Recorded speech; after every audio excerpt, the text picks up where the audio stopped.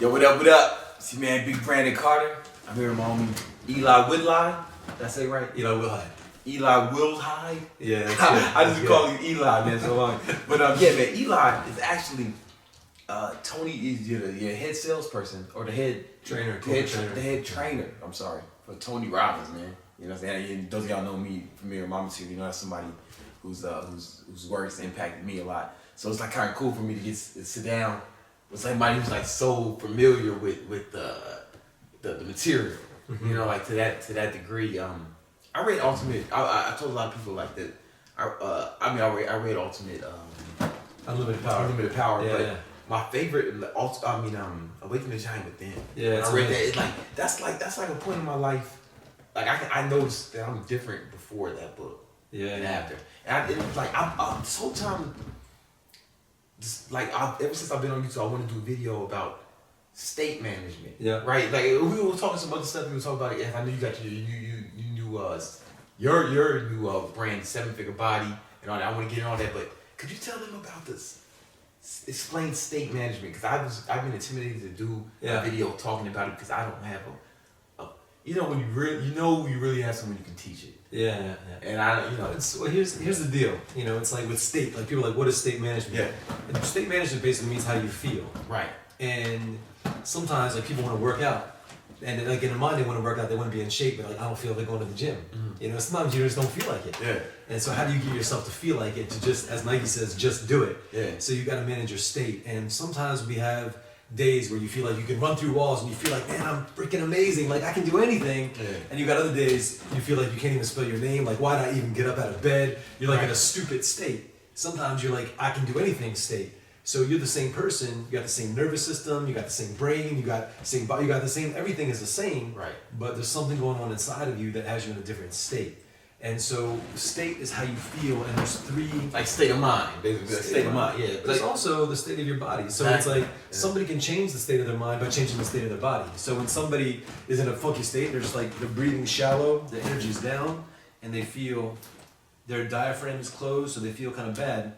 No wonder they feel depressed. Their air is shut off, but then if somebody opens up, makes a radical move in their physiology, then boom, and then they start to feel different. Motion creates motion, right? Yeah. That's I remember, yeah. And the mind is the body. You know, it's that's like, what Elliot always says. Your body's your mind. You know, the mind is so connected. When your mind's off, hormonally, your central nervous system, you got a brain and you got a nervous system that runs through your spine, then your peripheral nervous system is all through your body. So this is like a computer system. Everything's connected. Right. And so when something's off in your body, it affects your mind. You know, like if I hit your leg with a hammer, something's gonna happen in your mind. You get pissed off or angry. Tomorrow you're like, oh, it's gonna have an effect on my emotions and my hormones, like my cortisol level will stress. Fight or flight. I'm getting attacked, right? And if you can't work out the next day, you're like, man, I love working out. Now I can't work out because maybe you got in a car accident. Now you can't. Now you can't move your leg for a month, or you got a cast on. And just people get depressed. Yeah. And you get sick, you hurt something, and then people get into a funk. And also, if something's off in your mindset, that affects your body. And what happens for a lot of people is something happens. We all have an experience. Like something happens in our life that's good or bad, and we make it mean something. So I'll get into this in a more, we'll go deep, but just a hypothetical example is something happens in our lives, and human beings are meaning-making machines. That means we make everything mean something. Like if I look at you like this, somebody might, think like that means that I'm looking at you angry. Right. Somebody else means like, oh, he looks really curious. Like it just means like I'm just like might be squinting because the light's in my eye. Right. But people make it mean something, and human beings are meaning-making machines. We make everything mean something when sometimes it doesn't mean anything at all. Right. And we make it all mean something about us. Like it's all about me, because that's the ego that kicks in. So part of what affects the way we feel throughout our life are these patterns of thought, feeling, and emotion and physiology. So what affects your state? The triad, it's called a triad that affects your state. Mm-hmm. And at the base of the triad is something called your physiology.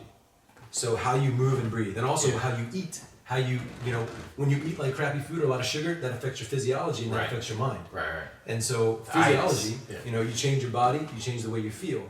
So physiology is the base of your state management.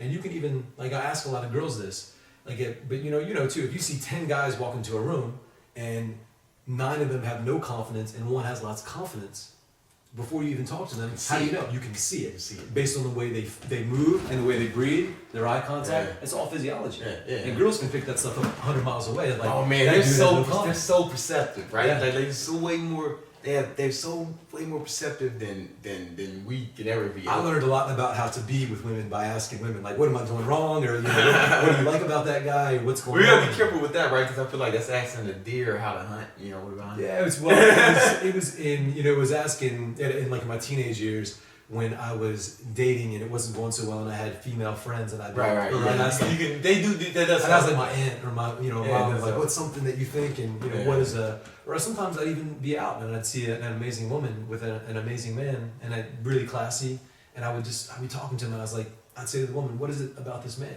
Oh really? And I'd say to this man, just like what is it about just this me? woman? Yeah.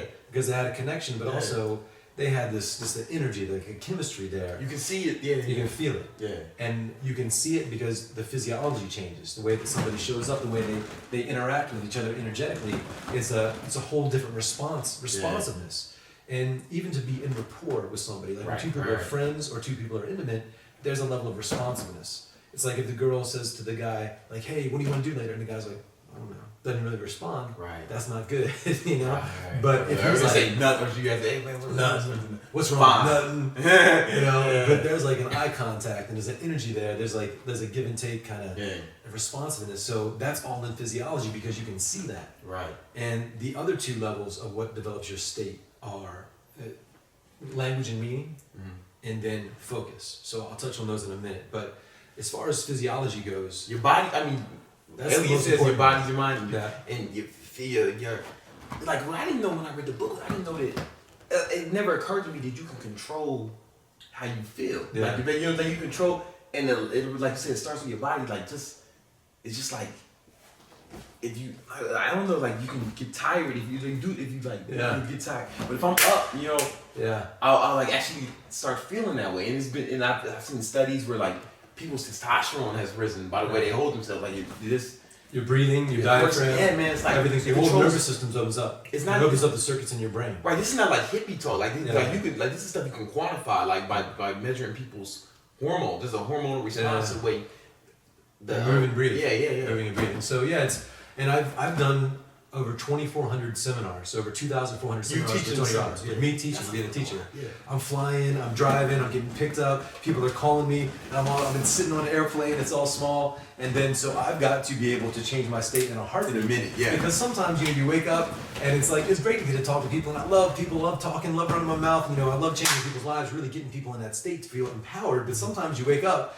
And if you're a bit on the road, it's like, shit, another seminar. It's like, you don't always wake up, I get to talk to people today. No matter how much you love people, sometimes you can change your state. Sometimes you gotta change. Sometimes it's delivery. You gotta get yourself in a flow. That changed my life. Just even the concept of thinking that I didn't have to be at the will of the world around me. I can control how I feel instead of just letting the world control it. Yeah. That's the biggest thing that happened to me, man. So I'm sorry, I didn't mean to cut you off. No. How much more? Like what else? Yeah. So physiology, I could go on that all day.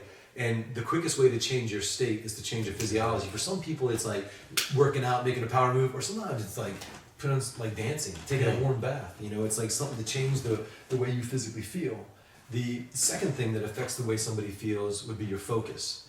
Like if I ask you right now about the worst day of your life, and I keep on asking you, and you start to think about it, it's going to affect the way you feel. Yeah, it's going to. If I ask you about the best day of your life, like what's the time that you were like in love, like in ecstasy, like it was the best day. Just you thinking about it, you focusing on it changes the way that you feel. And the way that you can control a person's focus, even your own, is by asking a question.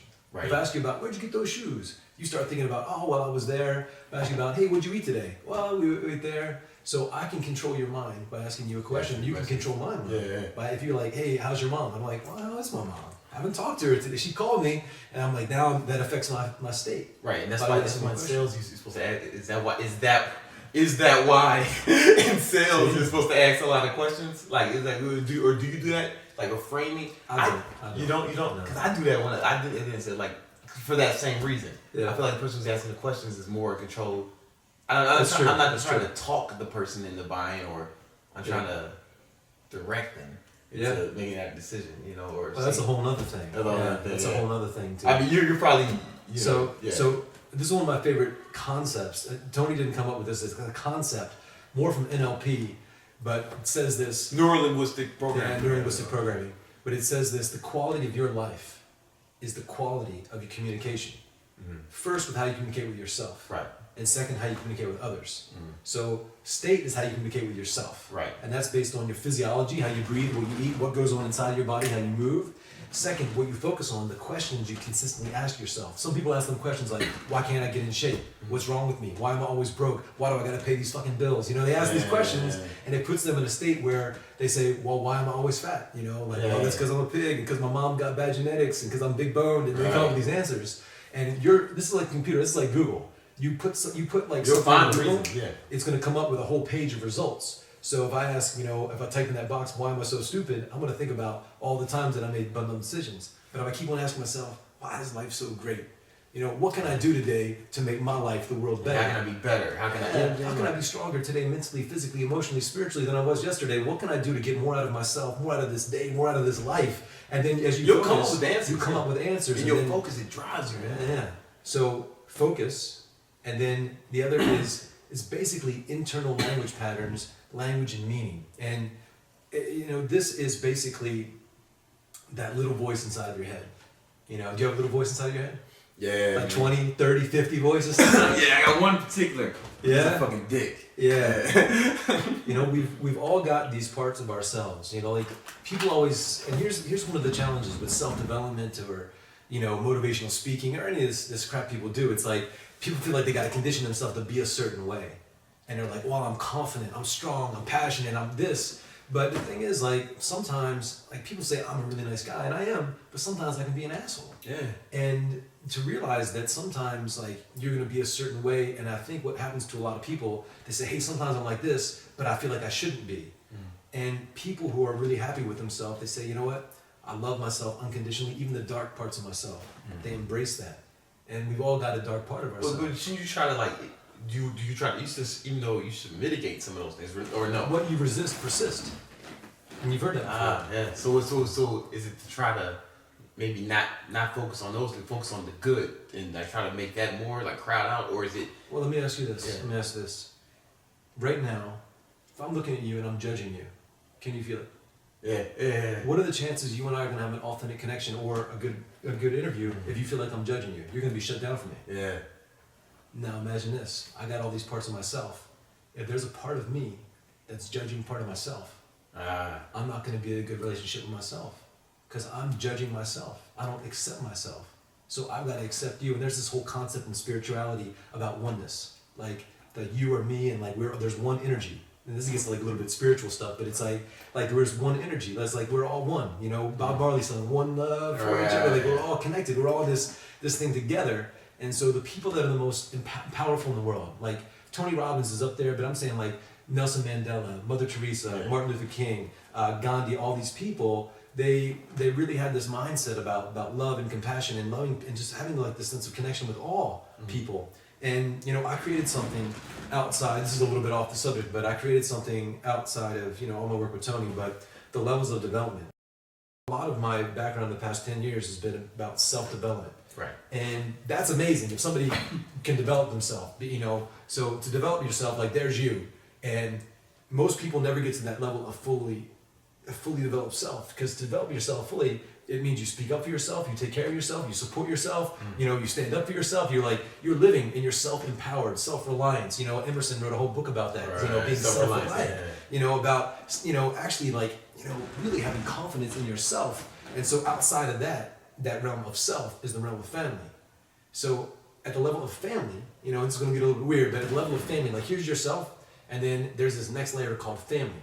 And when say like a woman has a son, and that boy gets hurt, she will experience pain because she's like, oh my God, they're one. And also, if the mother gets hurt really bad and can't work, then the boy experiences pain. He might not be able to eat. So they're one. So his experience affects her and vice versa. So they're like one. At the next level is what I call community. and that's like a spiritual community, like the Catholic Church, or maybe like the Republican community, or like the state of California. So that's like a community, and somebody that would oversee a community, like a leader of that would be a good example. Would be like a Steve Jobs. Okay. So now at the level of family, they're connected by blood, but at the level of community, it's basically like say Steve Jobs when he was alive, if he got hurt and he did something really, say he just did something really stupid, it would affect the Apple stock. So him doing something stupid affects the guy on the assembly line. But also the guy on the assembly line, if he fucks up all the computers one day, it lowers the stock and it affects Steve Jobs. So they're connected, they're one. Right. So in this level of community, they're connected. And then when you get to the next level, it's called society. That's when you have all these little communities and one person oversees all of them. A person that would represent that would be like the President of the United States. Right. Who, like say the black community gets in a fight with the white community, and then with all this stuff, these two communities collide, and so he's overlooking the society has a problem. But really, so the guy at the top, the president, he sees society as one. So he's connected to one. Right. He's connected to one state, one country. And so, like a Bill Clinton would be a good example of somebody that looked at society like as a world society. So that's why he was considered, but in some eyes, a better president because he had better public relations. And so when you get outside of that, and it goes on and on, but the next level would be humanity. So humanity, that's somebody like, say, a Nelson Mandela, when he talked about, slavery and the apartheid and all this stuff, or a better example would be Martin Luther King, speaking up against, racism. So he wasn't just speaking for himself. He wasn't just speaking for his family or the black community. He wasn't just speaking for America. He was speaking for humanity. Every slave that had been put in, any white person, black person, Jew person, anybody that had been put in captivity throughout the past 1,000 years or in the history of time. And that's why 50 years after his death, 1,000 years, he will still be affecting humanity and we'll still remember his name because he's affected humanity. And then the next level gets into the spiritual realm. But what it's all about, and this is something I do, so say we're like, within ourselves, there's a level of self, family, community, society, and it goes bigger and bigger. People like a Tony Robbins, people like a Gandhi, people that really have worldwide power in the world, who really communicate on a higher level. You feel it when you see them in the videos. When you see them, they talk on a really high level because it's not just about themselves. Sometimes it's about something more. Like our friend Owen, he's got the seduction community. So he's got a community. He's like a leader of a community. And now he's trying to branch out into like fitness and all these things. So he wants to create this social sexual society, RSD, real social dynamics. So it's like the dynamics of interaction, communication, but also physical body stuff. Right. So going back to what you said about state management, just like we can condition our body to get stronger and stronger, the most strong people in the world, the most resilient people in the world, are people who are strong emotionally. Yeah, exactly. Yeah. So life's gonna. Shit's gonna happen, man. You gotta be ready. Like I see people like freak out over little stuff. Sometimes, and I just wish they had. I still kind of. I'm not perfect at this. Like I manage my state a lot better than I used to, and it's like so. Sometimes I see people like they freak. Like I'll say something on YouTube that they don't agree with, they'll spaz. I'm like, all right, man, but like if you're gonna let my homemade YouTube video affect your emotion like that, what are you gonna do with something like crazy happens? Like what are you gonna do like when something like really someone does something really egregious to you, or a family member dies, or like what are you gonna do if something serious happens? If a homemade YouTube video is if you let that control your emotions or your state, right? Why would you give me that kind of power? Or why should I give other people that power to control me like that? Like it's kind of like it's almost like stoic, to like strong people are at cause in the world instead of at the effect. Exactly. And some people let everything affect them. Yeah. Like they spill their coffee, I'm having a bad day today. Like the day's ruined. My favorite example is like I like the rain because it really exposes people. You know what I'm saying? Like or being in Southern California, we don't get you guys don't rain, you don't have that once a year. But like in New York, all right, we got all the seasons, right? So like when it rains, man, you can really see. I'm like, you see how people act, how they behave. They just like. I'm like, listen, man, like this is the northern Atlantic region, Eastern Atlantic, or this region of the world is gonna rain here a few times a month. Yeah. And it's gonna be forever. Like if you make peace with it, if you can't make peace with it, man, then like they let that external experience affect their state. Yeah. You know what I'm saying? Like but I was just felt like so fortunate to read that book when I was so young, man, because it's like It's the one you that read was one chapter. Awaken the Giant Within. Awaken the Giant Within. That Yeah. then I went into more of Tony's material. You know, Ultimate Power.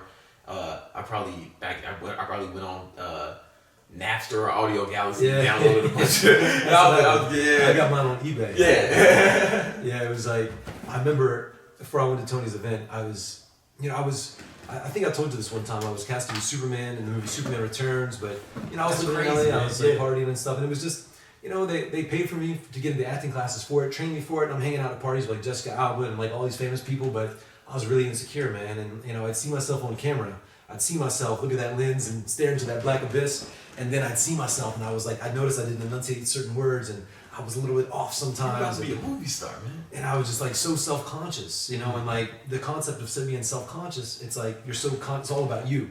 You're conscious of yourself. When people that are strong, they live life out here. They're not even like, they realize that here they are, I'm powerful in the world, but my life's not all about me. It's people, I heard somebody say this one time, he says, your life will become more rich when you take all your mirrors, where it's all about you, looking in a mirror, and turn them into windows. Like you start looking out, and you're like, oh man, there's other people around here, there's people in pain, there's people I can help out, there's something I can do to make my life mean something, where I can actually be a part of all this, instead of just, it's all about me, looking in the mirror all the time. And once I really got that, I opened my mind up to a whole new world, and some of that was changing my physiology, so I was focused on myself, and I was focused on what was wrong with me, and I'd shut down the way I felt and be like, oh, I'm just gonna eat shitty food or whatever, and I would make everything mean something bad about myself, like, oh, maybe this means I'm dumb or I'm stupid or I'm not good looking or people are not gonna judge me or whatever. So I got in this thing, and that affected my state. You and lost in that the state, heart. I just didn't even go for it anymore. I said, I don't even want it. And so you were that self-conscious. You said you didn't want to be Superman. Yeah, well, I didn't have a 100% guarantee shot, but it was coming down to meeting some of the people. But it's like people. What makes somebody successful in life, and this is one of the things I got out of Tony. And this is something I want to ask you about. You see, what I've done with Tony, I've had access to him, but also I have other mentors. I have a lot of people in my life that are super, super successful. Mm-hmm. And something Tony always says is success leaves clues. If you see somebody's in good shape, it's not an accident. Yeah. If you see somebody's fat, they probably didn't slip on a donut and oh, it fell in my mouth. I'm fat now.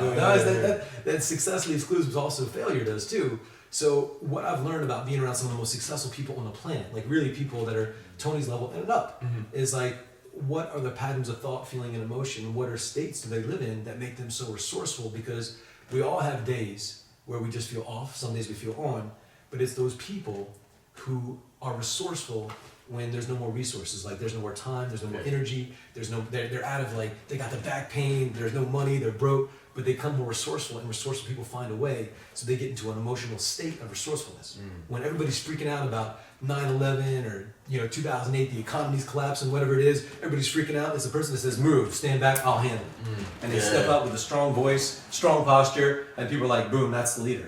Because they condition themselves. I saw you say, I believe that just now. I believe when you did that. Boom. And so, I think a big part of being successful is having this decision-making process has got to be in place, because when you think about, say, the President of the United States, we vote for this president, we vote for this guy instead of this guy, because we think this guy's going to make better decisions than the other guy. Yeah, that's what it comes down to. A guy who's the CEO of a company, what does he do? We say, hey, we put him as the CEO of the company because we think he's going to make the best decisions for the company. Yeah.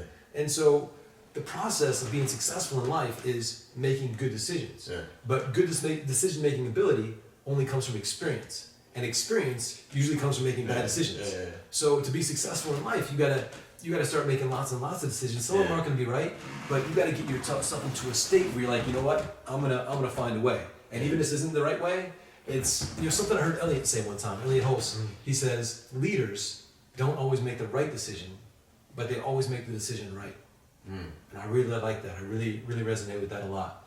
It's like we make all these decisions in life, and they're not always gonna work out. Yeah. But you can let that destroy you. You can let that say, hey, you know what, I messed up in some point in my life, so I'm going to sit at home and get ice cream. I'm just going to, watch TV for the rest of the year and get fat. And then you're fat, and you feel like, then it's like a whirlwind, and then a year goes by. And then you miss the raise, and then you don't feel good, and you see the person you're attracted to, but you don't feel confident to speak. Yeah. And, and that's how somebody's life goes. But it can all turn around. It can all turn around in a heartbeat once we take conscious control of these patterns and put ourselves into a state of decisiveness to really get ourselves there. So I think that's what happens to a lot of people. They become affected instead of at cause. And speaking of decisions, so this decision-making ability, people don't really know how to master decisions. So here's a little tidbit on decisions for you folks. In order to make great decisions, well, there's 3 unconscious decisions that we make every second of our life, and people aren't even aware of it. One is what to focus on. Right now, you can be focused on me. Right. You can be focused on like, I'm a little thirsty. What are my girlfriend's doing? And who's texting me? So most people focus in a way where they're not even aware of it, but 80% of the focus is in the past. Man, if I hadn't made that mistake, or if I had booked that movie. They're definitely not here. Not here. Or there's the people that are all go like, someday I'm gonna have a house like this. Someday. You know, and so they're not even here. So what most people do though, this is like 80-90% of the world. They're consistently, we talked about patterns, and another word for pattern is a habit. Okay, They have a habitual focus pattern, like where their mind goes. When they have 5 minutes alone in silence, you know, what do they focus on? What pops in their mind? It's a conditioned pattern of thought. And so that focus pattern will usually go to the past, and it will usually think about a negative experience. So what most people do is they have some negative experience happen. So that's the first unconscious decision, is what to focus on. The second unconscious decision is what we make that mean. So somebody will have something negative happen in their life 10 years ago, and then they made it mean something. Right. Some people can have something negative happen in their life. They say, you know what? Because that happened, I need to be stronger. I'm gonna work out every day. I'm gonna work on my confidence. I'm gonna go to seminar and read all these freaking books. And because something happened, like my dad was broke and we lived in in this kind of place. Some people might decide, you know what? Because we had experienced this kind of pain as a family, I decide I'm gonna go to school. I'm gonna bust my freaking ass, and I'm gonna make something happen with myself. Right. So somebody else will make a different decision. So something negative happens in somebody's life. They make it mean something. Usually most people make it mean something negative about themselves. God's punishing me. They decide that they're stupid, they're ugly, they're not worthy, that girls don't like them, that they're not meant to be in shape, or they make it mean something. So they focused on something, they make it mean something, and then the third unconscious decision is, what am I going to do?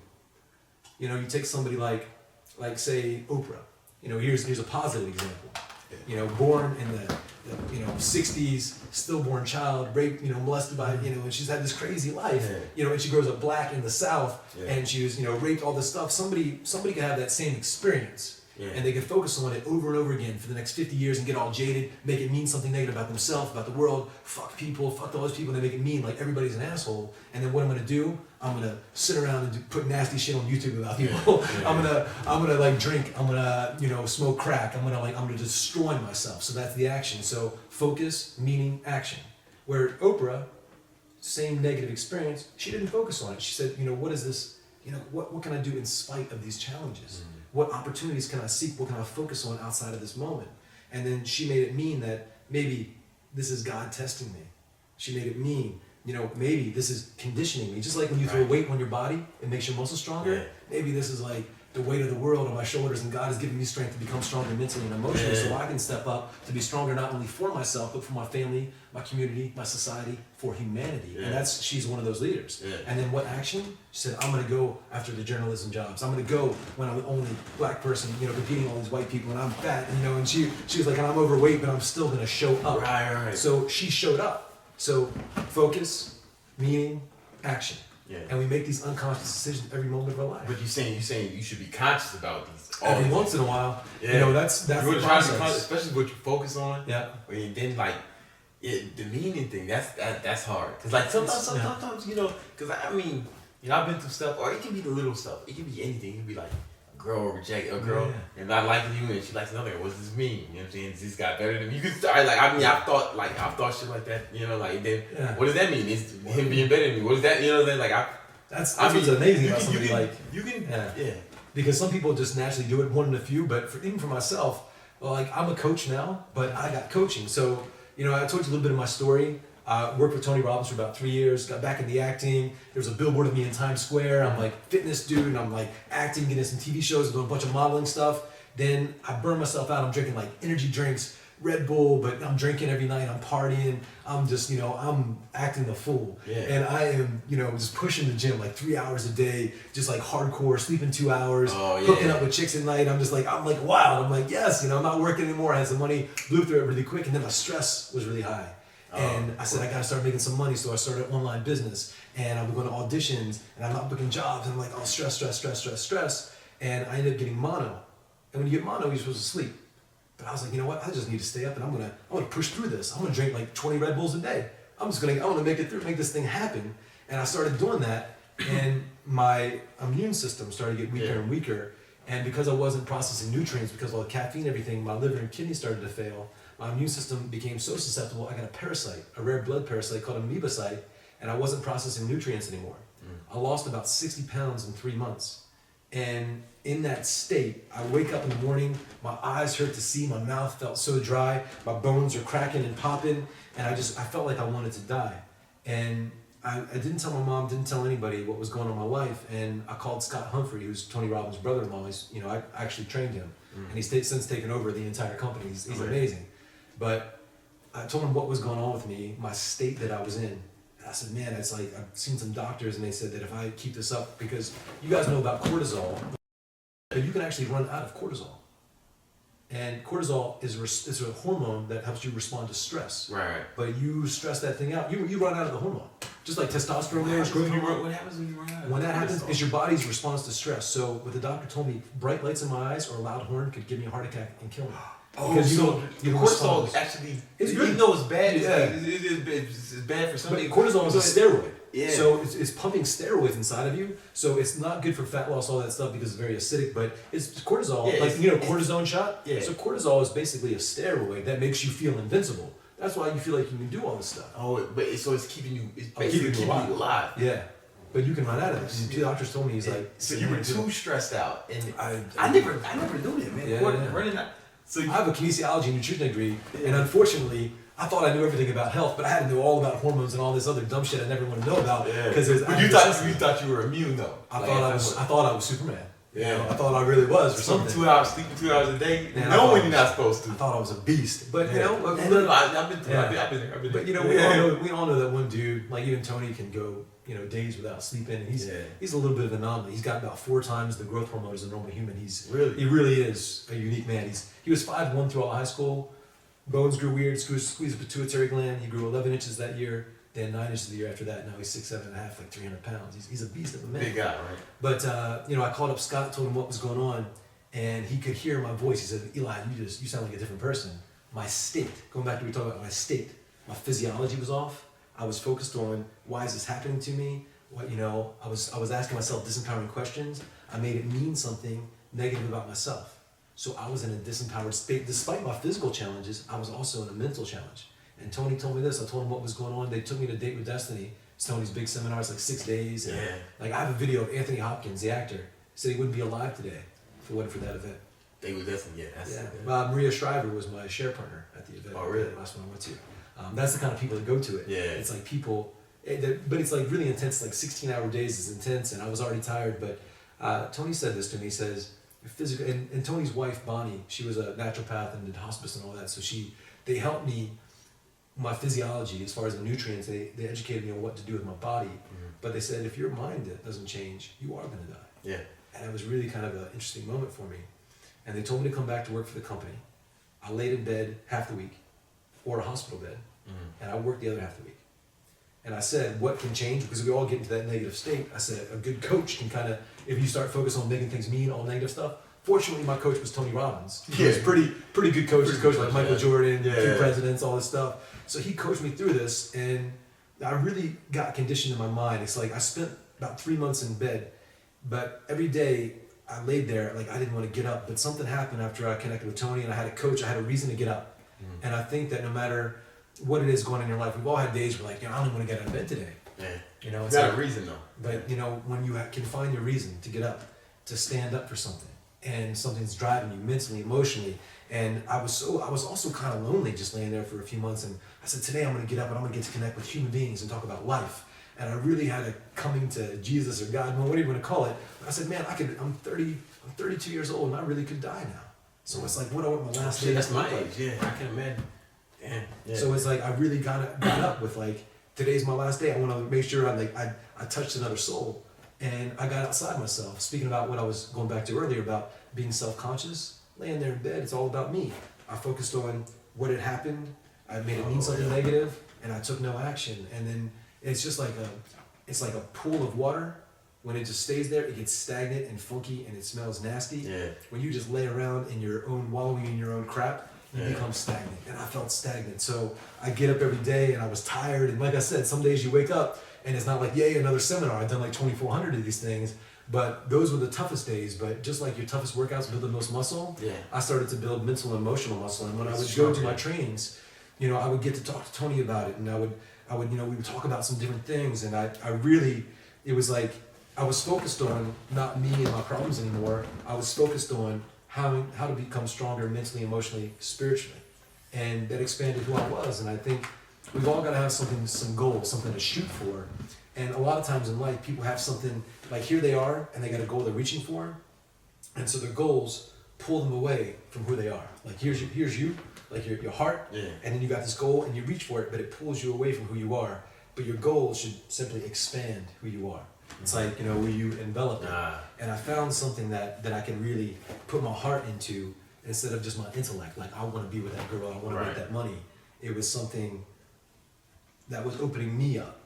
And that distinction made the process of achieving goals faster and faster, you know, for me. And I started doing it for myself, and then for my family, then society. And now I've created a company called 7-Figure Body, where I teach a lot of people. A lot of my clients have done pretty well. Some are friends of Tony Robbins. If I mention their names, you know them. They have 7-figure businesses, sometimes, you know, 8, 9-figure businesses, but they've sacrificed their body to build their business, and now they got the wealth, but they sacrificed their health to get the wealth. So I'm saying, hey, how do we get you a 7-figure body, you know, to match your 7-figure business? You know, and that's why I love talking to somebody like yourself. You're an entrepreneur. Yeah. That's what you are. You're an entrepreneur. Oh, yeah, for sure. But you're, you know, but you're also really, really fit. So you got both. Yeah. You know, and that's rare. Yeah. That's rare that some people you see, they got really, really good shape, but they're broke. They're the guys, you know, like you see some of these guys that you do videos with, they're working out in parks and things like that because they can't afford a gym membership. Honestly, that's true. Yo, man, but now it's famous after the videos, but 10 years ago, they were just working out there. Or like now they're getting paid though. Some of them aren't, you know. Yeah. Some of them because they're not an entrepreneur. They're not entrepreneur. So they just fit. They just fit. And They got a lot of just, fans on social media, but they're not. They don't know how to monetize that. Or they don't have anything going on outside. Like I make most of my money like way outside of, like, it's not, you know what I'm saying, not off so much being, I mean, it's starting to become more now that, because I started a supplement company, so I'm trying to more in fitness, but it was like other stuff, you know, this market, I was super marketing, but for me, the key to that is just like, you know what, man, like, as long as I try to keep my diet right, you know, so like, it's easy, it's certain, you find what works for you, but I found like a diet plan that I can adhere to, and then make it automatic, like you said, building habits, building patterns. And once I get in routines, then it's like I don't have to think about it. That's true. You know what I'm saying? Yeah. Like it's like it's like you wake up, you brush your teeth and all that. Like you know, it's not something you have to. Oh man, all right, man, I gotta brush my teeth. What toothpaste do I use? You know, you just do it. You know, right? You don't put that much thought in it but initially, when you were a kid, you know, you probably, did you brush your teeth today? You know, did you shower today? You know, your parents had to build that pattern, and I built that pattern.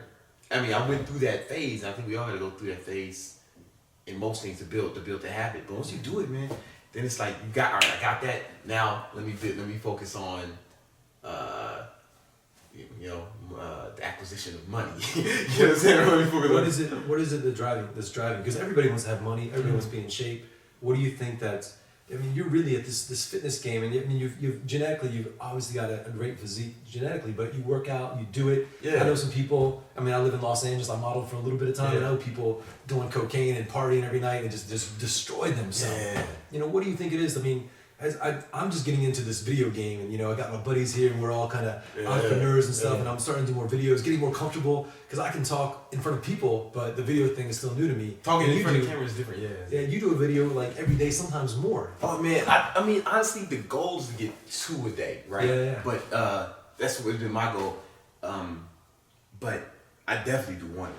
Like that, like what's driving you to do that? I mean, because sure, you could take off like a week and nobody, you know, some people most people. You know what, man? It's all right, it's 2 things. One, it's like, listen, man, if I say if you say you're gonna do something, yeah, and you don't, even if you don't say it out loud, if you set that thing and you don't do it, then it's like, I feel like that degrades your confidence. If you don't keep the promises you make to yourself, then you can't trust yourself. And what is confidence? But confidence is trust. Yeah. Right? Confidence is trust. Yeah. And it's like, if I can't trust myself to do what I say I'm gonna do, how can anybody else trust me, man? How can my family gonna trust me? How can I expect my friends to trust me? My business partners to trust me?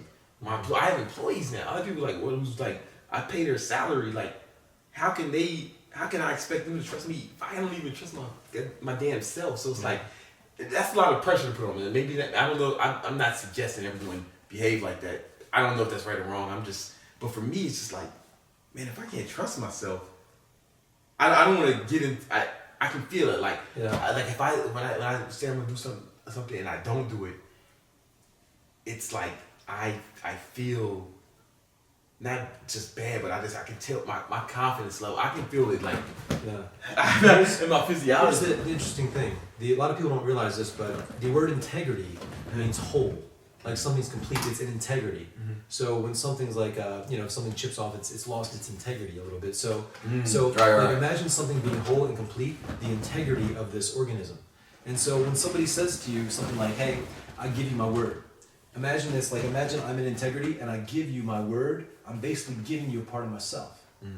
And so when somebody says to you, hey, that Eli, he's a good man, he kept his word. So if I give you my word and then I go and I make true on my word, it's like that word, I keep my word, it comes back to me. Because I put it out into the world, and now it comes back, it's now made me stronger. So I put something out there, and it comes back. And now, if I do give you my word, and I don't keep my word, people say, that's less of a man. Yeah. Because I'm not kept, so I'm not whole and complete anymore, I'm not in integrity. Right. Because a man, it used to be, and now it's not true anymore, but it used to be, if you didn't keep your word, back in the gunslinger days and all that, it was like, hey, you're going to ruin your family's name. If you don't keep your word, the Johnson name will never walk through this town again. You'll destroy your family's name if you don't keep your word, if you don't show up at high noon. So, keeping your word was like a big deal, to be in integrity. But it wasn't just your integrity, it was the integrity of your family. So, if somebody went back on their word, it was a terrible thing. Yeah. And now I think we let people off the hook a little bit too much with that. Yeah. But the person we can never let ourselves off the hook with that is ourselves, because even if you want to, you're gonna feel it. Yeah. And it's you can't lie to yourself. Yeah. And it's like you started to say about hormones and testosterone, all that stuff. There's no such thing as an inconsequential lie. It's like it still affects you emotionally. Yeah. There'll be a tightness in your chest, and there'll be a residual thing that's just you're not fully expressed. Yeah. You're out of integrity. One of my role models, somebody I never met him, but he was a first mentor, right? Is Bill Phillips. Yeah, I think we talked about it. And I used to just read everything he put out. I read his magazine at the time, in the 90s when I first started working out. Muscle Media 2000. Muscle Media, yeah. That's a good magazine. Yeah, and he would always write, my favorite part would always be the beginning where he wrote notes. When he was and I think I struggled with confidence back then, because you're a kid, you're trying to find yourself. I had braces and shit, you know what I'm saying? Yeah. And so he had this article, the little notes from the editor, the magazine. And he was the editor, right? So he said it was about confidence. And he suggested, all right, write down five things you're going to do each day. Mm-hmm. And do those things. No matter what. Do those 5 things. Do them and over if you do that every day, mm-hmm. for a certain amount of time, you'll start to have confidence. Yeah. And I noticed it, man. I just noticed that I was I stood up tall, I just believed in myself. Yeah. Right? I believed, when you do what you say you're going to do, you believe in yourself. Mm-hmm. And I think that, and so I think, to go back to your question, I think that's what drives me. It kind of snowballs. You do what you say you're going to do, you believe in yourself, then you can, now that you believe in yourself, you can, hey, man, I can shoot a little, maybe I can go a little farther. Yeah. I can do a little more, right? Because now it doesn't seem outside. Now that I've done what I said I was going to do, I believe in myself more. Now I feel like I can go outside of I believe that I can go further than I would before. Mm-hmm. And it's the snowballs, man. That's how I feel now. I'm setting goals. I'm setting goals now that I feel that honestly, growing up, I didn't think, I would even know anyone who thought that was like, you know, that I would laugh at myself, you know, like, but it comes from, it's incremental, you know. Excuse me. Yeah. I mean, that's what. So like, to answer your question, that's what motivates me, man. Just I want that feeling. I don't want to let myself down. Yeah. You know. Yeah. Usually, there's people that have like gotten to the top of something. Usually, there's something driving them. Like for Tony Robbins, had 4 different fathers, and you know, broke, living at a VW Bug, working as a janitor, putting himself through high school, cleaning banks at night, and he was so driven to be successful for himself than others. You know, people that I know, people that I've met personally who are, you know, usually like that are super successful, usually have some kind of. There's 2 things that drive us. One is the desire to get pleasure or avoid pain. Right. What would you say it is for you? Is it like to avoid some pain? To avoid pain.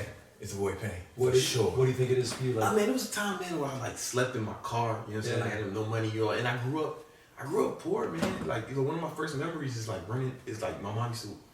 Back in Chicago, she used to wake up at like 5 and walk me to preschool. I'd be the first kid in preschool. Yeah. You know, and like, but I remember we got robbed, gunpoint, somebody, you know, and like just being in that neighborhood and then like, man, then I got into like a lot of, you know, trouble, you know, it seems like lack of money, scarcity, it's a big problem, you know what I'm saying? Like, it's like, I don't want to get to the point where like, I don't want to be there anymore. You know what I'm saying? I don't want to be, not anymore, but I don't ever want to go back. And it's like, I don't try to mitigate that pain, because I know it's like, I don't know, man. You don't want to get comfortable.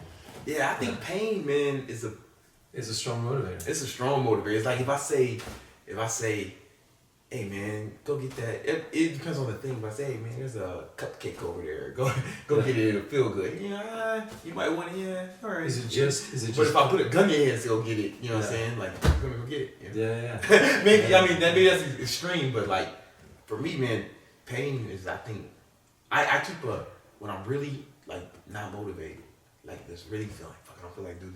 I have a folder. Is it like the pain of being broke? Or pain, or like sometimes pain of being broke, or I have a folder of like screenshots of people say like mean stuff to me on internet. Yeah. Like, and I keep it. Sometimes I go through that, like, oh, you know, Frank Sinatra said, you know, massive success is the best revenge, right? Yeah. So like that gets me going. I'm like, I'm ready to go. Yeah. When I read some people say, you know, this, you know, whatever, it's like really, you know, people usually be, only those people be kind of mean online sometimes. Yeah. Oh, so like but that's like what they don't know is, man, that's nothing fuels me more than that. There's a phrase that drives a lot of achievers that I talk to, and it's in the, you know, we talked earlier, we were around talking, a lot of people have this question, how can I do the least and get the most? But some people have a different question. What drives a lot of people who are achievers is this phrase, I'll show you. Yeah. Where do you think you started picking that up? And I think it picked it up. I used to get into a lot, like I just used to get in a lot of fights when I was younger. That's why I started working out. Yeah. And it's like I started working out like to fight better, right? Like for violence, you know. And then, but the funny thing is, when it happened, I didn't have to fight no more. Like, you know, because you know, predators are for prey. You know, and I no longer look like prey. You know, lions don't eat other lions. You know, they eat weak animals. They can't. You know what I'm saying? So like when I look more perform, I didn't have to fight anymore. Like, no, people started messing with me. Mm-hmm. So it was like, I think that's where it started. And then it just became like, I don't know, man. Like, it's always been like that. Like, I've always been like more. I remember once back when I was I used to be signed to Sony Records as a rapper. Really? Yeah, I got right after college. Yeah. But so before that, I used to. I would open up for like rappers when they came to. When I was in college, opening up for everybody who came to DC. Kanye West, Ludacris, T.I. Everybody was hot back then, you know. And once LL Cool J came, and he was like right where he had like a hit record called "Love You Better" out at the time. He was in real good shape, and it was his first hit in a long time. And he came back. He was like in the best shape of his life ever, right? And I had opened for him. I got off stage. I was talking to this girl. And I was really feeling this girl. That's right? awesome. Like she was like a little bit younger than me. She was like a freshman. I was like a sophomore or a junior. She was like I was good girl. Yeah. And we were talking, and when he came on, she literally pushed me out the way to run. Now I didn't get mad at her or LL Cool J, but I was inspired at that point. That one might have been pleasure right there, because I'm like, this is what I want to be like. You know what I'm saying? And I went and bought his book that day. It's like, and like, it's like, yo, you know, I didn't. So sometimes it's pleasure too, but like, I'm like, man, it inspired me to like a 40-some-year-old man can have like 18, 19-year-old girls rushing the stage, you know. That was inspiring to me. That is you know. So like sometimes it's a pleasure too, but nothing for me, nothing. Pain, man. Like I don't even try to like, I don't try to mitigate it at all, man. If it happens, I like so people like say something to me mean on the internet, but they don't know us, man. They're making it like so much. Yeah. Speaking of that 5 things a day thing that you were talking about, Jack Canfield, who wrote the Chicken Soup for the Soul series, him and Mark Villegas got together, and they, you know, nobody was picking up the idea. They went to all these publishers, but they said this: they both agreed that they were just going to do 5 things a day and write it down. 5 things a day to get that book published. Yeah. You know, and so I met other people too. I often when I coach people, I'm like, you know, and I do this to myself every night. I make sure I write down 5 things a day that got me closer to my dreams. For real? Yeah. So sometimes I haven't, like last night, I went for a walk, just around the block. I said I got to do something, some exercise. I said I got to do something extra, and I listened to about 20 minutes of an audio book I really like, The 50th Law. Oh, that's one of my favorites. It's amazing. I kept on getting, like, people said get it, and he repeats a lot of stuff in it. So I was like, you know, like Curtis Jackson formerly, you know, it's like he says the same words a lot. And I was like, I don't know, but it's like it's a little bit about 50, then there's like a comparison to Napoleon Bonaparte, all these, you know, and there's like all this good stuff. I took like dozens of pages of notes. I mean, the book's amazing. I like it. You know, I like it because a lot of I've read most of Robert Greene's work. Yeah. And a lot of it's like 48 Laws of Power is like that's one of my, I quote it all the time. You know, like I remember I had flashcards and memorized all the laws. You know what I'm saying? So I have them in my head. And but some of the examples he gives are just like, I mean, how, you know, I can't relate to what, I mean, I can't. It's a little weird. I can't relate to what some Egyptian, you know, Cleopatra. But dude, but I can relate to the 50th Law because like I've had a lot of those similar. I grew up the same kind of way, and I've done a lot of the stuff he did. You know, without getting into detail, and came back from that. So like, I just feel like it's more relatable from modern times, and Robert's a little long-winded, and that's the shortest book. Yeah. So anyway, Mastery. Have you gone through Mastery? I read Mastery. That's a beast of a book. Yeah. I was like, man, I read Seduction, 48 Laws of Power, 50th Law, and it's like, man, I mean, I read parts of Mastery. I kind of went through it, but I went through it like in the, you know, there's different ways to read a book. You know what I'm saying? I went through it. I didn't go read the whole cover to cover. Yeah, I read through it, but I didn't. I don't like to say I read the whole thing because I didn't. You know? Yeah. When you work out, is it first thing in the morning? I used to do that for years. Yeah. And I was you do your video at 6 a.m. Yeah. Is that from the day before? Yeah, I post that video. Like, I post the video at 6 a.m. in the morning. Yeah, and you post it or have somebody else post it? Oh, I post them. Yeah, but I don't. You know, I load it up the night before because you can like schedule. Yeah. So like, but no, I don't. I work out. I do the diet I'm on right now is called intermittent fasting. I only eat between the hours of 3 and 11 p.m. Yeah, so like my first workout is like 2. Yeah. And then I work out again later on in the day before maybe like before bed. 2 days. Yeah, that's what every day. Lately. Not every day. Like lately because like I have so much business stuff going on. Like it's actually like I've actually toned it down, which is like, but it disappoints me. Like I need to find a way to. I don't want to sacrifice like you're saying. Yeah. So like I can't wait to get into your material. Even though like I feel like I'm doing probably better than most of the people in but you're doing better than most people. Period. Yeah. But it's like there's always room, man. If I can get one thing from it's worth it to me, man. Like that thing you sent me the other day when we talked like I went through a lot of it because I already it goes you know what I'm saying. But if I get one thing like I already started. Business stuff, mindset stuff, you know, it's like conditioning patterns, going back to what we were saying about patterns. Yeah. You know, conditioning that business part of the mind, you know, that physical part of the mind and the body, and just it's all working together.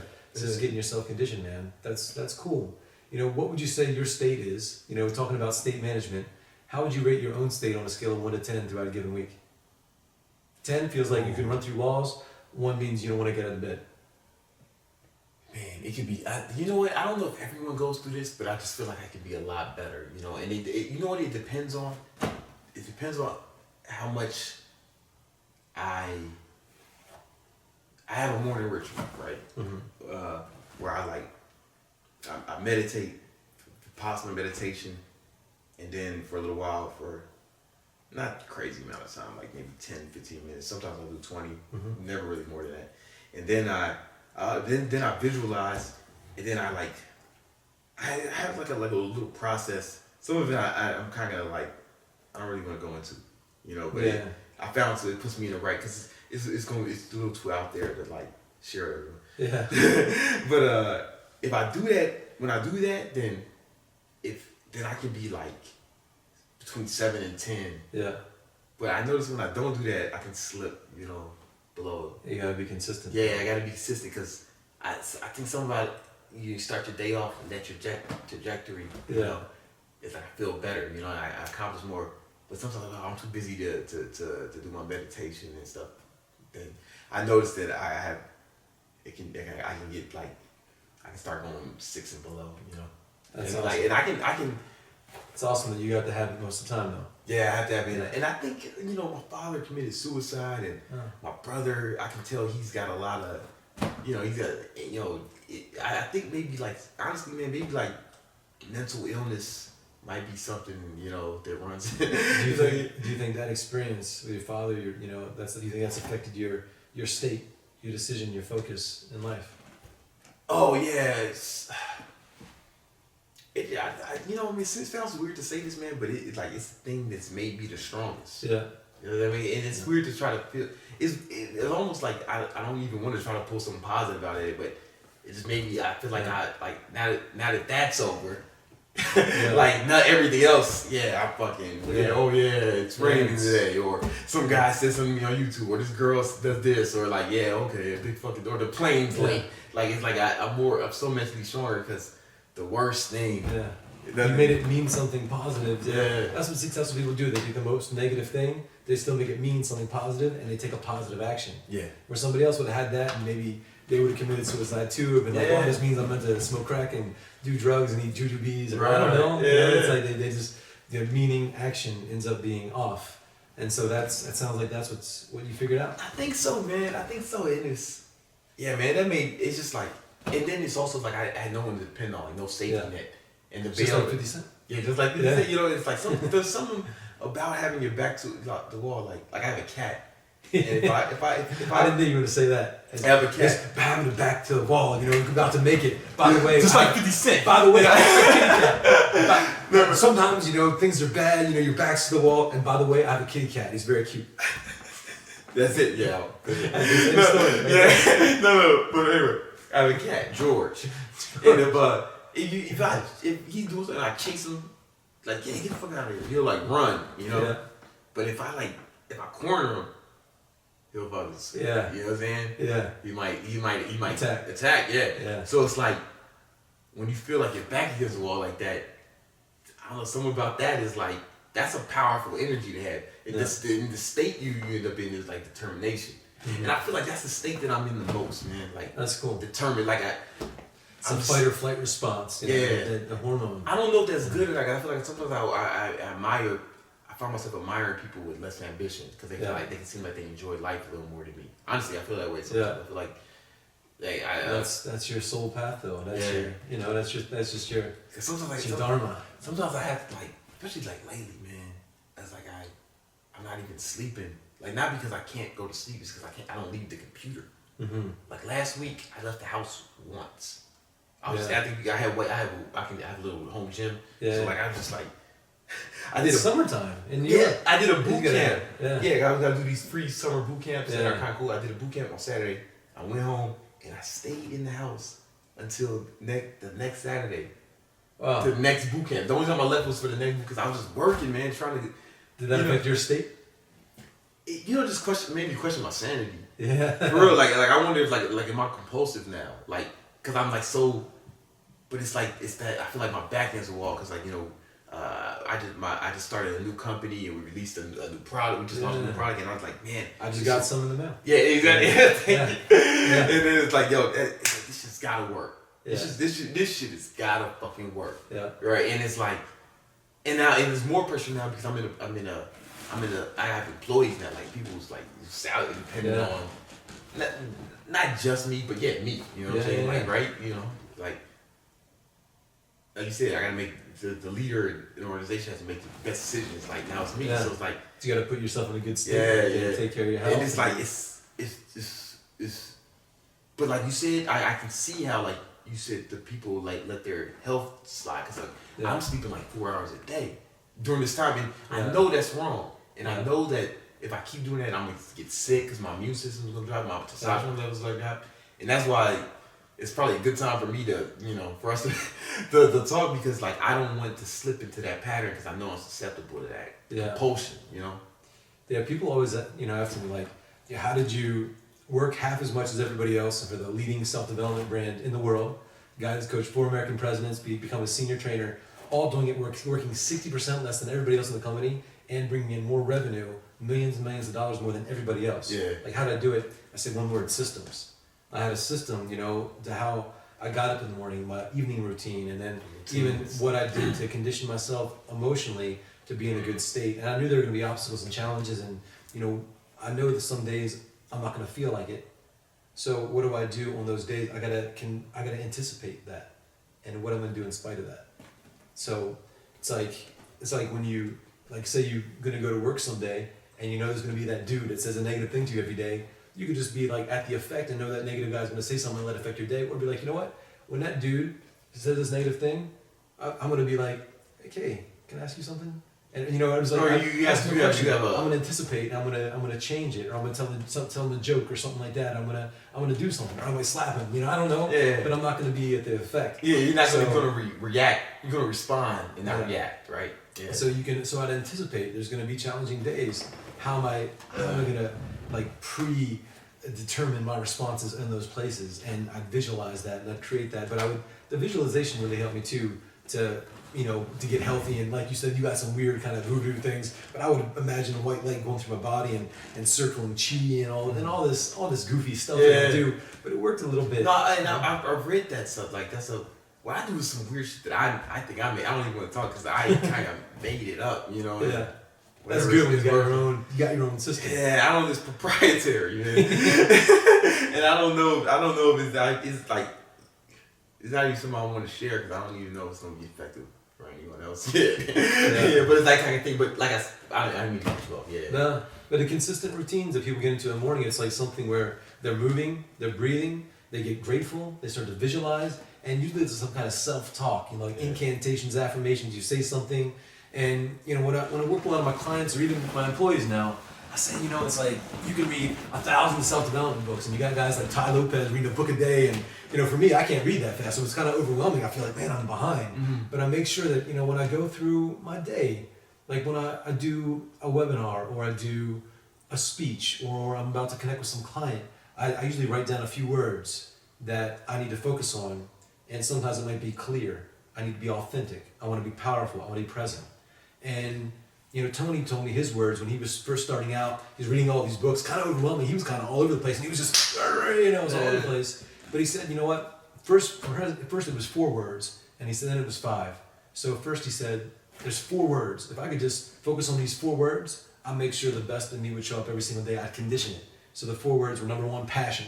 And so that's why he led everything like, live with passion. He would say that at the end of everything. He'd be like, you go do a talk, or you'd be talking to his friend, hey, live with passion. It's passion, passion, passion. So he's always talking about passion. The other was determination. Like he said, if I was determined enough every single day, I'd find a way. Mm-hmm. And then it was focus, so he wouldn't be scattered, focus on all these opportunities people were handing to him. Mm-hmm. And then it was certainty and faith is the word that he used, but it's like kind of faith. Like when something's going to work out, like that I'm going to make this happen, that I'm either going to find a way or I'm going to create one. This absolute certainty and faith, just like your own name, just like you know how to tie your own shoes, like that's who I am. This is I'm like certainty and faith. But he was so intense, focusing on those 4. Eventually, he added 1 more, and it was cheerfulness. Like just be like be like fun. Be a fun guy. Don't be so over the top, kind of like rah rah, kind of. I can get a little intense. I joke around a lot, but like I got learn to break. Yeah, it's like, and I got like people always saying like, read this book. I work in self-development. People like, read this book, and you got all these guys reading books, talking about books, and I'm like, man, I got a stack of books in my house. Like, yeah. I'm like, man, I feel so behind, and I'm reading this book, and I'm like stressed out trying to get to the end of the book. Where I'm like, I'm not really absorbing the content, because I'm trying to just like say I got another notch on my, and so I'm not really enjoying the process, and so I've kind of slowed down a little bit. I don't like it. Make sure I do like it. I don't like the act of it. I just do it. I just like I have fun with it, and I want to get better as a speaker. So I actually take time. It's really beautiful, and I'll read it out loud. I read it out loud for 10 minutes a day. Oh, really? Because speaking back of conditioning, your state, the physiology, the mental, all that stuff. Well, I would imagine, and I did this when I moved to LA. It's interesting. I don't know if I told you all my story, but I grew up really poor.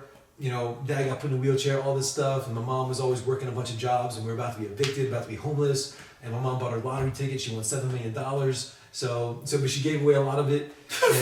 And so it's awesome. You see my other videos, true story, if you ask me from my hometown. And so it changed a lot of things for us. And the one thing that I wanted to get, I had a huge gap in my teeth. And I was really shy, really insecure kind of kid. And because I was like sexually abused, I was raped, like all these things happened in my life. I was like really intense environment because we grew up so poor, and just the environment was really bad. And I was just like so shut down emotionally, and they put me in classes for handicapped kids up until I was in like 6th grade because I was so quiet. They just thought I was mentally handicapped. Like I just was really quiet. I was kind of traumatized. But I remember just like not being able to speak up, and I had like a really kind of shut down voice. And that's what I really liked about Tony. He had this big booming voice, but I figured out how to control it. But back then, my mom won the lottery. She said, what do you want? The first thing I wanted was braces because I had this big gap in my teeth. So even despite my teeth had been changed, I still had this pattern of not opening my mouth. Yeah, you see people like that, like when they get and there's like a girl smile. Yeah, or actually, I thought people talk like that. Yeah, it's like there's something going on where they don't want to open their mouth, and in order to, again, the quality of your life is the quality of your communication. First with yourself, focus, physiology, language. That's all the internal game of communication, how you are with yourself. But then to be really successful in life, it's about communicating with others, which is your voice tone, your body language, how you move, and then the words that you use all have an impact on other people around you. And people can change energy. That's energy. That's what that is. I remember the first time I introduced Tony Robbins on stage. There's like 6,000 some people out there, and we were talking, and he said these really sweet things to me. He kissed me on the cheek. And Tony's like he's like a big teddy bear. And I remember he said something I'll never forget. He looked at me. He's one of those people when he talks to you, you feel like you're the only person in the world. Right. Granted, because he's like huge, right. and it helps too. But he's talking to me, and he says, "Eli, I look out there," and he open up the thing, and he has this process he goes through. That's pretty cool. But he said, "I'm from nothing, and everything I have, everything out there in my life, it's like this whole life, all these people, I created all this with the power of my own 2 lips. What's coming out of this mouth? It's all I had." And so you have the same power within inside of you. It's like, now get out there and speak, and and make people light up some souls. And I was just like, man, that's so beautiful. He puts things really nice. But I remember talking about conditioning, wanting to open that up, and I moved to LA. I moved from Maryland to Colorado, and I lived in a tent, and I hiked the Rocky Mountains of Colorado for 8 months by myself. And my girlfriend at the time, I met her in DC. She was the youngest person to ever work in the White House. She worked for Clinton. And she was like beautiful and gorgeous and way smart. And I remember while I was living in the tent, I flew out to LA to see her, and she was going to law school at UCLA.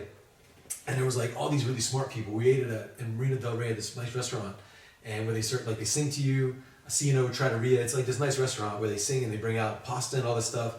And I kept on going to the bathroom. It was before cell phones. It was like 14, 15 years ago, before Facebook, all that stuff, before smartphones, I should say.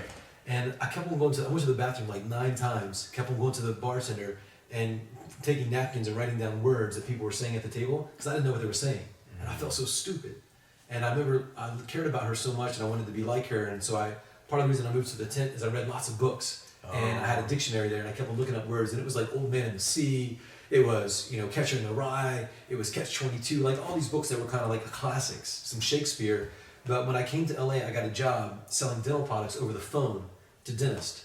And sometimes I'd say something to the dentist or to the person on the phone, and I didn't enunciate my words, and I saw that my income and my livelihood was closely related to my ability to communicate with these people and sell them shit over the phone. Like, hey, do you want these dental products? If that didn't come out right, they were like, what'd you say? So it didn't come off so good. So I was like, I need to condition this. So I would drive from Culver City, and I had a motorcycle at the time, and on the way there, I would drive to the Santa Monica Mountains every day after work. I got off at 3:30, and I would take a pencil in my mouth or a pen, and I would say the alphabet, or I'd say incantations, or I'd say something really positive. I'm powerful, I'm a great leader, I'm a great man, and I hold the pencil in my mouth like this, and it would force me to enunciate the words. So I was basically, despite there being a pencil in my mouth, I would have to over-enunciate around that pencil. And so it would like force my mouth muscles to become even stronger. And I would get to the bottom of that mountain and I would hike up and I'd have a book in my hand and I would sprint to the top of the mountain. And once my breath got really, really out of breath, I would open up like some Shakespeare and I would grab this line of text, like one sentence, and I would grab the line, I'd hold it in my head, and then my heart's beating, so it's like really hard for me to get the words out, and I would imagine filling up with air, and I would take a word, like 5 words, like I am powerful. But I would say the word powerful, and I would imagine that word just going out of my mouth, like I would see the word as visual, like the word powerful. And I would send it out, and I'd see it go 50 miles and land on top of another mountain. Oh yeah. So I had like voice in here, like a feeling, like love or passion or certainty, or I'm gonna fucking rip open the moment. And I would say moment. And as I said moment, I would see that sentence, whoosh. So I saw voice as visual. And if I could see my ability to communicate, to affect people, because that's ultimately what I wanted as a speaker, as a coach, as a mentor of people. I want to be able to affect people. And to visualize, to really make something that's intangible tangible. That has presence in your mind. So that does something to your subconscious where you could feel like you're making an impact. And when I would start to do my talks for Tony, I would imagine like, how do I connect with these people? And when you start working for Tony, just like any job, they give you all the shitty meetings, like you're running meetings for banks and car lots and nobody wants to see you. And so I would go in there, and I remember first I would just basically be talking here. So my energy is myself, and I'm speaking to each one of these people. And then once I really got it, and I wanted to connect with these people, and there's a really famous quote by Emmett Fox that changed my life. He said, if you could only love enough, you could be the most powerful person in the world. Like love somebody. Like if somebody hates you and you still like, and this is the beliefs of like Gandhi, Nelson Mandela, Martin Luther King, all these people, like all about love and peace, and like that's so powerful. That's what changes the world. Yeah. And it's one thing to force somebody to do something, but true power comes from empowering others, and that's what these people got. And so I would go in there and I would do a talk, and I would imagine there was like all this love inside of me, and I would imagine like purple gas, kind of weird, but I would speak, and I would imagine this energy coming out of me as I'm speaking, and I would fill that room with energy. And so my voice had a more like a color and depth to it. And there's this energy, and I would imagine I'm talking to you, like all this gas, like all this love, all this energy is you're breathing it. Because you're talking, you're right here, I'm talking to you, you're breathing in my energy. And it's affecting you because you're breathing in this oxygen. I'm talking right to your face. It's that energy's going inside. I see it going inside of you. I see it go into your belly, then you breathe it back out, and now everything you breathe out is purple as well. Right. And I would literally see the room as like this pinkish, purplish color, and everybody breathing in this like really warm energy, and it made me feel connected to people. And it made me feel like my words were going inside them, even when they were texting and you know, they'd be kind of like not really focused in some of my meetings, and I'd be like, hey, and there'd be like an energy that I'd send into them, and they would look up. Yeah. And so I don't know, you know, and Tony talked about it as chi, like you build this chi and it's like talk to somebody, and like somebody's like, you're in a seminar and you're talking and somebody's like kind of down, and you're like, you! And like literally send your energy into someone. Yeah. And he'd be like, I don't know if any of that's true, but it seems to work with me. And so when you see Tony on stage, he's like, boom! Yeah. And he fills up the room. And the way he does backstage, he'll sit there, he waits till the energy gets about right, and then he imagines this energy filling up in himself, and then he imagines it fills up like a bubble all around himself. Like this energy, this chi is like right outside himself, and then he expands it and he pushes the energy out, and it fills the entire room backstage. And then it imagines he fills the whole seminar room. And then he imagines that all that energy filling the whole synergy room, his energy spills out over the room, and then over the city, and then he feels his energy encompass the globe. Oh, really? And then when he walks out there on stage, he feels like he's larger than life, and people feel like he's larger than life too. So he walks out there, energy connected to the world, and he says, good evening, and he sends it out like that. So on those levels of self, family, community, humanity, spirituality, he's communicating here. So it's something that, you know, I don't know if it's true or not, but he says it makes me show up more present. Look, listen. So whatever tricks you have, like you got your own tricks. Yeah, here's the thing. Here's the thing. They're not breathing purple gas, right? But if it makes you feel that way, right? Your state, your feeling is contagious. Yeah. And that we can like that's we can quantify that. You know what I'm saying? So How, that whatever got a little weird for you. No, that's good. No, it's good because whatever it is, it'll give you that state. feeling. That's what we started talking about with state. Anything's gonna put you in that state because your state, like you ever. I want to feel connected to people, so that makes me feel connected and energized in the moment and present. Yeah, when people, you ever like? I remember I was working. I was in my boy's restaurant. Like he was a good friend of mine, but he was a spaz, a bad boss, like really. He was just mean, you know, like one of those guys, because he was like, you know, at times he would be the chef too, you know what chefs are, you know. Yeah. Like, so he was always the chef when he fired the other chef. He's that kind of guy. He's my boy, but like hard to work for, you know. And he would all come through in that state, that state, and it would affect everybody's mood. Yeah. Customers, like I seen like people would just like kind of leave, you know, like it's a weird thing, you know. It's like it feels like it's contagious, man. Yeah. So like, whatever puts you in that state. But I would feel like when I showed up, my job was to change the state in the restaurant. You know, like I think, like what's going on, man? You know what I'm saying? Like, all right, what's going on, everybody? You know what I'm saying? Like trying to come in with that positive energy. Yeah. Bring it to the customers. How's everyone doing today, man? What's going on? You know, like I feel like that to change the state. Yeah, because you can affect other people's state, man. You can affect other, you know that. You know? Yeah. You can affect. So like all right, I'm gonna be the dominant. I'm gonna have the dominant state that dominates this room. Everyone's gonna acclimate to my state.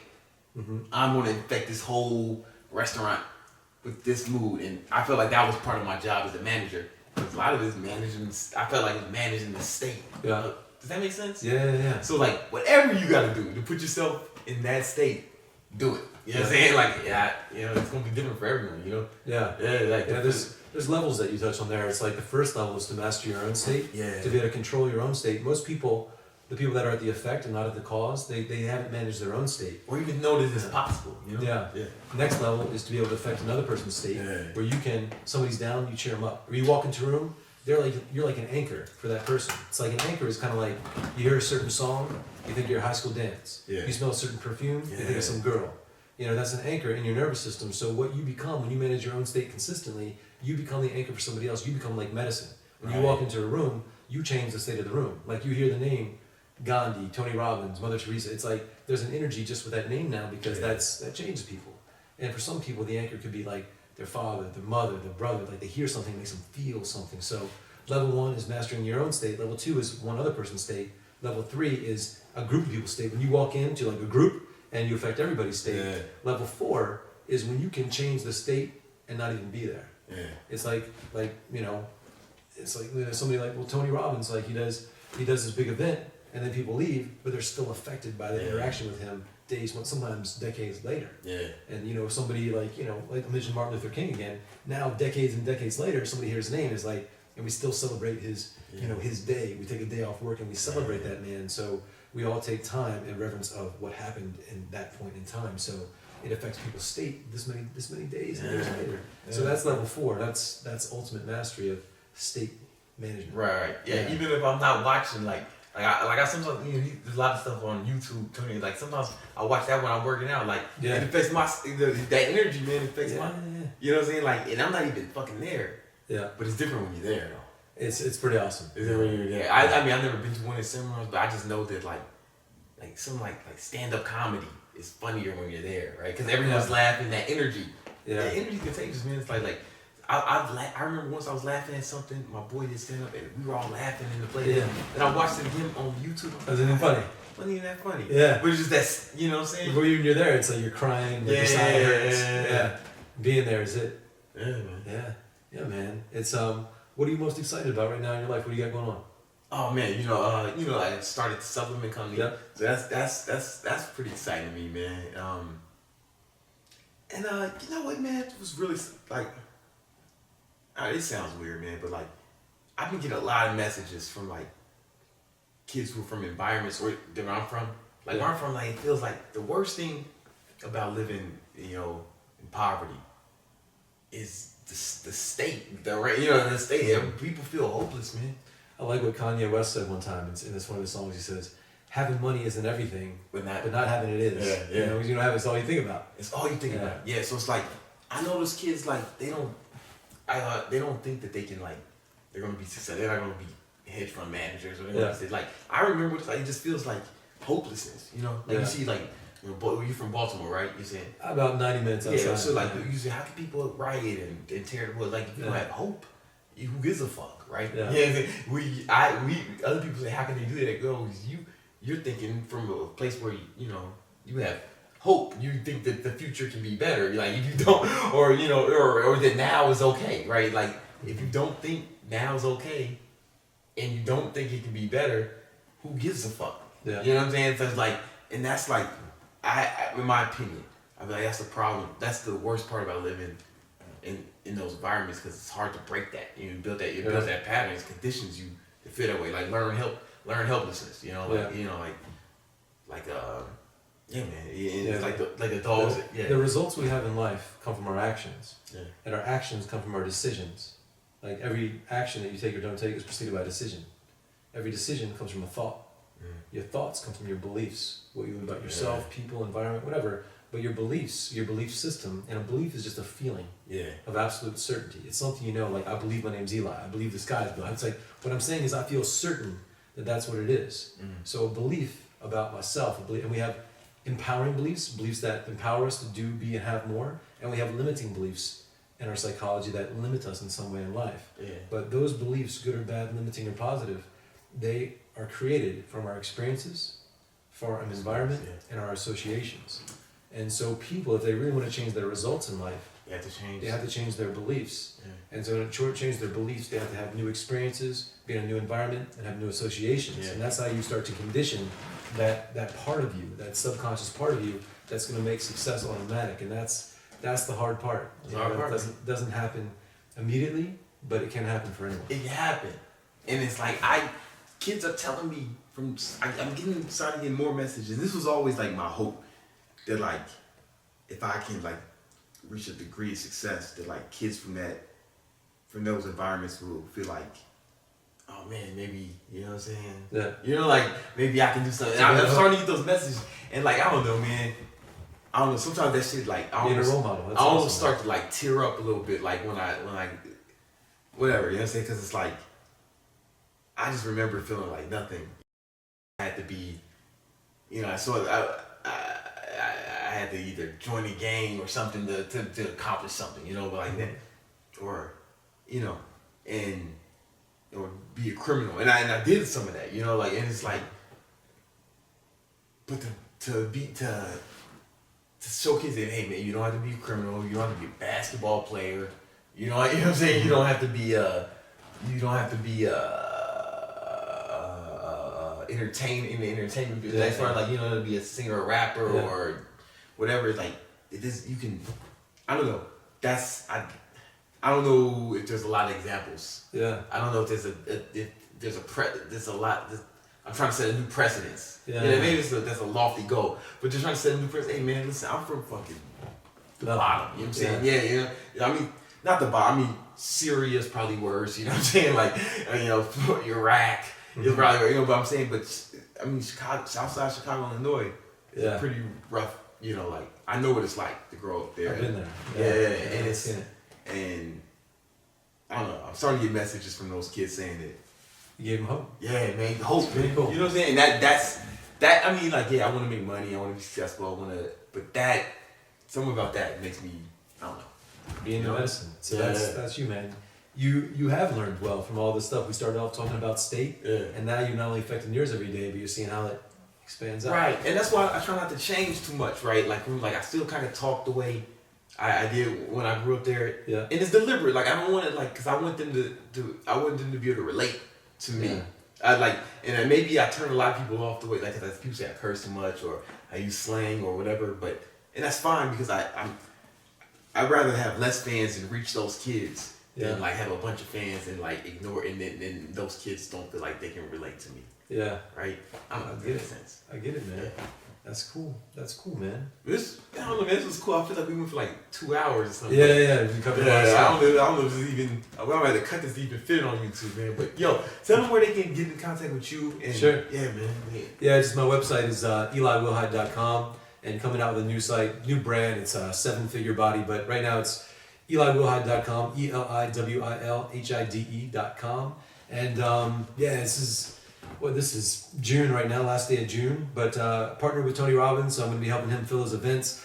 Doing about 200 seminars here in the Southern California the next few months. So you'll see me running my mouth all over the place, blowing stuff up everywhere, talking about all this mind, voodoo, pink gas, all this stuff, filling people up with energy about, it's all about how we can just do and have and become more in our lives. So that's it. My 7-figure body, it's all about, getting the business and the body. So if you want tips on that, check out my site and I'll help you get both. All right, man. Yo, thanks a lot, man. Thank you, buddy. Appreciate it. Thanks, man. I'll put links in the description.